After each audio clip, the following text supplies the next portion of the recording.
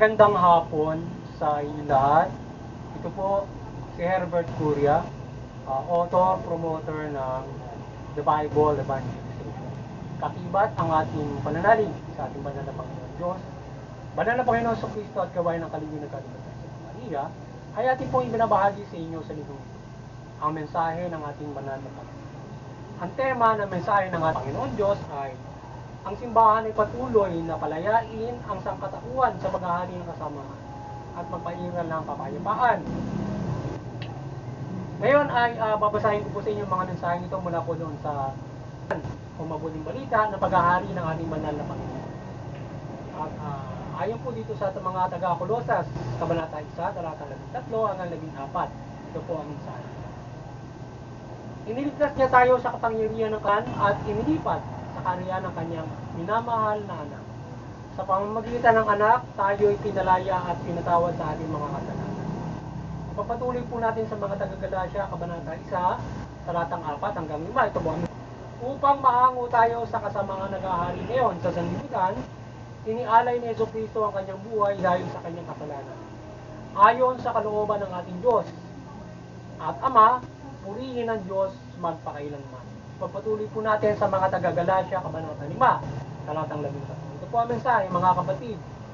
Tinawag kayo upang maging malaya, ngunit huwag ninyong gamitin ang inyong kalayaan upang masunod ang pita ng laman, kundi maglingkod sa isa't isa dahil sa pag-ibig.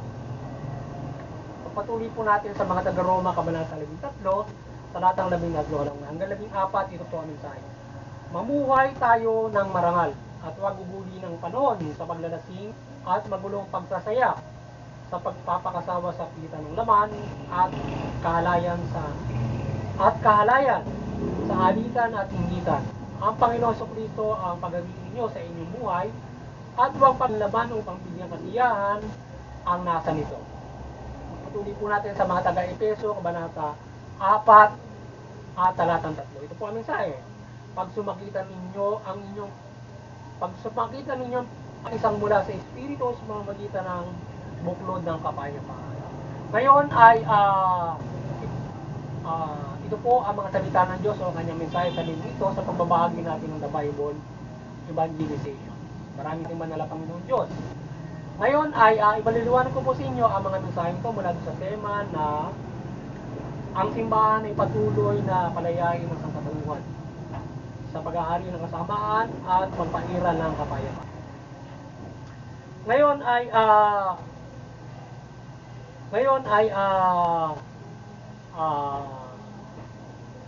paliliwanag ko po sa inyo ang mga mensahe ito mula po dito sa tema na ang simbahan ay patuloy ng sangkatauhan sa paghahari ng kasamaan at pagpairal ng kapayapaan.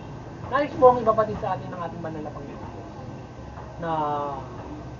na ang ating simbahan at ang lahat ay patuloy na palayain ang sangkatauhan sa kasamaan o sa kadiliman o sa pagkakasala sa pamamagitan ng pagpapalaganap ng mabuting balita o ng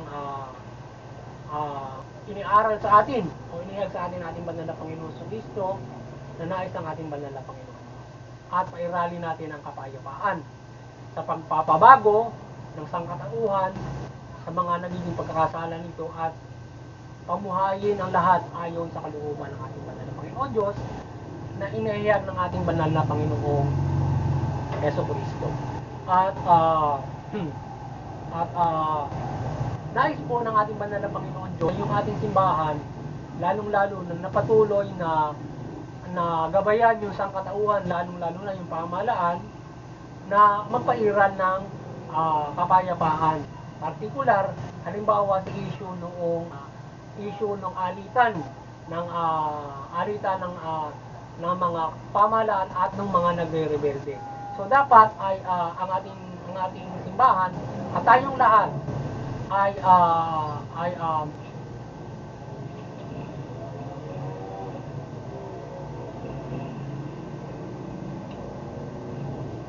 dapat ang simbahan at tayong lahat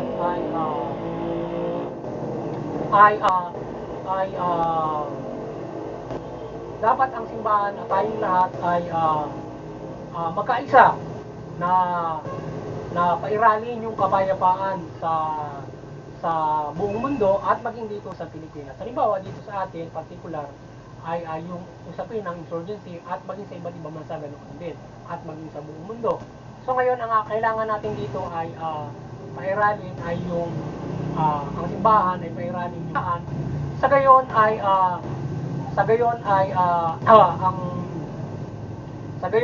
ang ating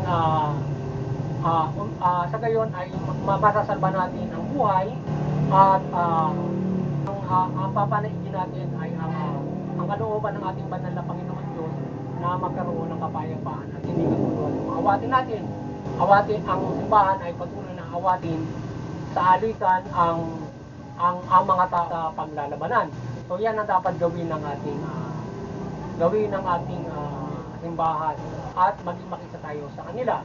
So ngayon ay doon sa usapin, halimbawa dito sa atin sa bansang Pilipinas, so yung ating pamahalaan ay masugi ditong pairalin yung kapayaan sa labanan at pagbaguhin yung mga tao doon sa mga nagiging growth of conflict na patuloy itong gabayan sa mabuting balita ang mga tao sa nagiging udyok sa mga tao para magkaroon ng digmaan. Paano ano ba yung nagiging problema sa bansa ito kagaya ng inequality doon sa ekonomiya, politika, mga social justice, human rights.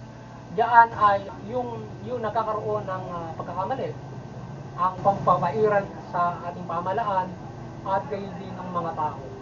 Ngayon ay nagluluwan ito ng rebellion sapagkat nagiging masama yung ilan sa ating pamahalaan, umaabuso at gayon din nagkakaroon ng inequality of justice, politics, economics, pagpapairal ito at yun din sa ating mamamayan. Sa pangyayaring ito ay nagluluwan ito ng rebellion, mas malaking problema doon sa ginagawa noong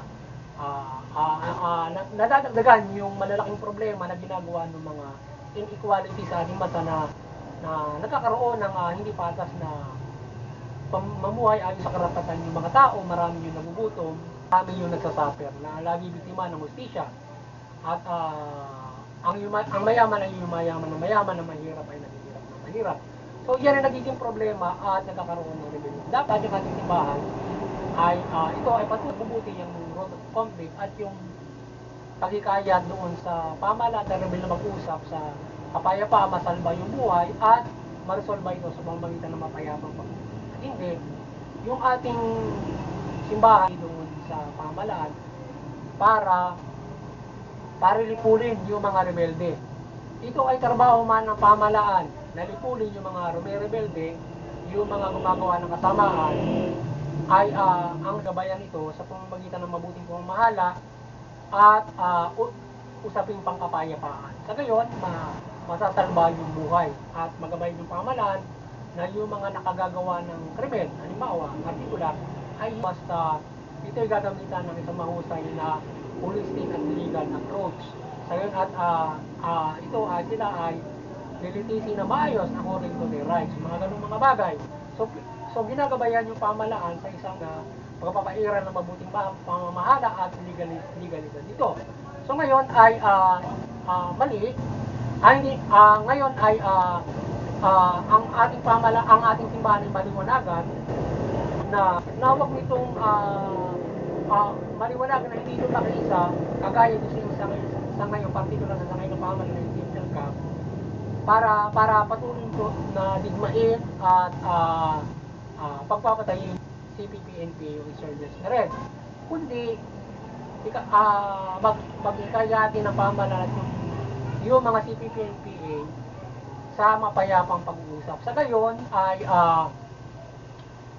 magkakaroon ng pagsalba ng buhay at masasalba yung mga madaramay, yung mamamayan sa digmaan ng dalawang ito at itiral yung kapayapaan at malulutas ito sa pamamagitan ng mapayapang pag-uusap. Dapat ganun ang gagawin at hindi kampiyan ng any side para digmayin ang bawat isa.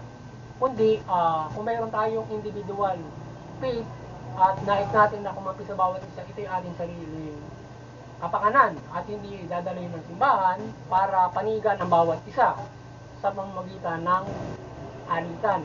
Tayo kakampi tayo para labanan isa sa alitan ito. Hindi natin sinasabi na huwag supilin ng gobyerno yung rebelde. kundi magpairal ng kapayapaan at hindi basta susupiling ito sa pamamagitan ng kanilang authority at kakampihan pa ng simbahan. Kaya ang simbahan ay dapat naka-stand para sa kapaan at ang kapayapaan na maaaring umiral sa dalawang ito ay yung peace process. Doon isa ng ating ang ating simbahan at hindi kakampi sa sinuman society para magpatuloy ang alitan at magpatayan sila. Kundi isa naman na yung mga buhay ng lahat. Umiral yung kapayapaan at hindi kabuluhan. Sana ganun dapat yung mangyayari. Kaya pairalin ng tubos ng ating simbahan ang mabuting balita upang sa gayon yung internal conflict ay at wala magrebelde. Sa ngayon ay pag-usapin yung dalawang panig para ma-resolve ang internal conflict sa praktikal na pamamaraan at din na gabay ng simbahan para ay sumunod doon sa pag-resolve ng root of the kagaya ng equality ng justice, politics, human rights na nangyayari sa So ang ating tayo ay magkaisa ang simbahan at ang mga tao sa mapayapang pag-usap sa partikular na bagay na yan at pagpapairal ng kapayapaan sa buong mundo from the Philippines. At iba't ibang parte ng mundo na nangyayari ngayon na mayroong mga diba, Russia, Ukraine. So tayo ang position palagi natin dyan ay mag-usap sila sa kapayapaan.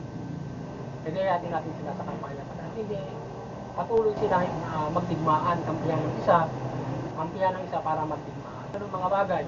So ganun yung palagi ating posisyon bilang tayo mga nagkakaisa sa ating simbahan. Kaya tayo patuloy na mabubuklod at pinagbubuklod tayo ng Panginoong Jesucristo sa pananampalataya sa Diyos sa kapayapaan at mabuting pamumuhay.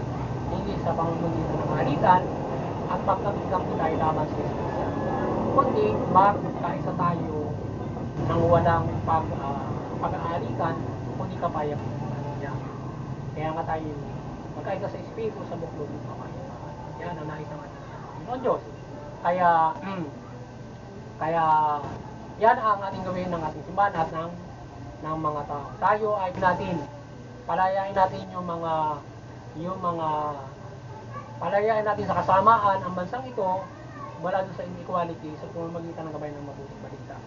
Yan. Palayain natin yung mga rebelde sa pamamagitan ng sa kanila naging lakbangin sa pamamagitan at yung mga pamahalaan na nagkakamali sa pamamagitan ng mabuting balita is process upang sa gayon ay yung internal conflict at magkaroon ng panibagong pamumuhay ang bansang ito na wala magre-rebelde at sila ay makabalik sa fold of the law at mabuhay. Ilalim pananampalataya. So ngayon ay muli sana nagabayan naman kayo ng Bible Promotion, the Bible Evangelization Institution ng buhay at kayo ay makapamuhay, kayo ay magkaroon ng kaligtasan ng spiritual. At sana patuloy tayong gabay ng Banal Santa Maria ng kanyang milagro, kaliwanagan sa ating pagbabagi ng Bible Evangelization sa pagtalima ng mabuti. Hindi sa lahat ay ang pakikinig upang tayo ay at talimain natin ang ating salita ng Diyos para tayo magkaroon ng kaligtasan. Kaya din sa interfaith unity, patuloy tayong magkaisa, gabayan tayo ng Banal Santa Maria diyan, tayo magkaisa. Sa CBCP and Vatican Church ay patuloy na kayo ay pagbukulorin ang sangkatauhan sa gabay ng Banal Santa Maria sa pamamagitan ng Banal na Panginoon sa Kristo.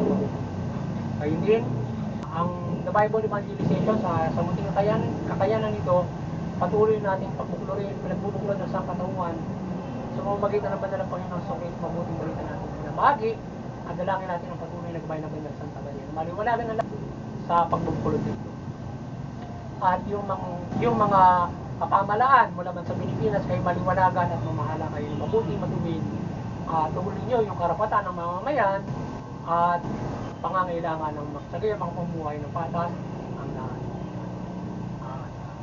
Magandang hapon sa inyo lahat at doon sa aming bayan sa Infanta Quezon, yung aming parokya doon ay patuloy magabayan nito ng Banal at mabuklod ito yung mamamayan ng Infanta Quezon sa pagtalima ng mabuting balita sa pananampalataya Diyos mula Panginoon sa Kristo at magliwanagan tayo ng banal na Santa Maria. Yung pamahalaan naman, ito maliwanagan at mamahalaan ko ng mabuti, particular yung mamahal na mabuti at patas na justisya. Magandang hapon sa inyo lahat at God bless you.